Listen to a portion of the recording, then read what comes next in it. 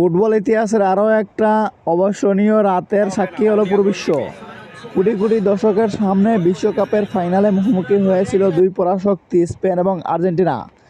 একদিকে লিওনেল মেসির শেষ বিশ্বকাপ জয়ের স্বপ্ন, অন্যদিকে স্পেনের দ্বিতীয় বিশ্বকাপ শিরোপা জয়ের লড়াই। কিন্তু শেষ পর্যন্ত মাত্র একটি গোলই বদলে দিল সব কিছু। অতিরিক্ত সময়ে ফেরান তুরেসের অসাধারণ গোলে 1-0 ব্যবধানে জয় পায় স্পেন এবং বিশ্ব চ্যাম্পিয়ন হয়। ম্যাচের শুরু থেকে দুই দলই ছিল অত্যন্ত সতর্ক। আর্জেন্টিনা বল দখলে রাখার চেষ্টা করলেও স্পেন ধারাবাহিকভাবে আক্রমণ চালিয়ে যায়।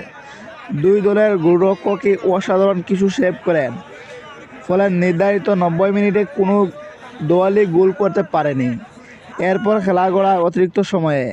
পুরো স্টেডিয়াম তখন নিস্তব্ধ, সবাই অপেক্ষা করছে কে হবে নায়ক। অবশেষে 106তম মিনিটের আসে সেই মুহূর্ত। আক্রমণ সাজিয়ে বল পৌঁছে যায় ফেরান তুরেসের কাছে। তিনি দুর্দান্ত এক বাঁ পায়ের শটে বল পাঠিয়ে দেন জালে। মুহূর্তেই উল্লাসে ফেটে পড়ে স্পেনের খেলোয়াড়রা, সমর্থক এবং অন্যদিকে আর্জেন্টিনার খেলোয়াড়রা শেষ মুহূর্ত পর্যন্ত সমতা ফেরানোর চেষ্টা করলেও স্পেনের শক্তিশালী রক্ষণ ভাঙতে পারেনি। এই হারটি বিশেষভাবে আবেগঘন ছিল, কারণ অনেকেরই মতে এটি লিওনেল মেসির শেষ বিশ্বকাপ ম্যাচ।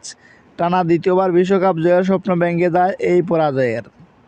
যে নামটি আজ বিশ্বজুড়ে আলোচনায়, তিনি ফেরান তুরেস। বিশ্বকাপ ফাইনালে জয়সূচক গোল করে তিনি রাতারাতি স্পেনের নতুন নায়কে পরিণত হন। অনেক সমালোচনা ও কঠিন সময় পেরিয়ে তিনি সবচেয়ে বড় মঞ্চে নিজের সামর্থ্যের প্রমাণ দিলেন। এই জয়ের মাধ্যমে স্পেন তাদের ইতিহাসের দ্বিতীয় পুরুষ বিশ্বকাপ শিরোপা জিতে নিয়েছিল। আপনার মতামত অবশ্যই কমেন্টে লিখুন। ভিডিওটি ভালো লাগলে লাইক দিন, বন্ধুদের সঙ্গে শেয়ার করুন এবং এমন আরও ফুটবল আপডেট পেতে আমাদের চ্যানেল সাবস্ক্রাইব করতে ভুলবেন না। ধন্যবাদ সবাইকে।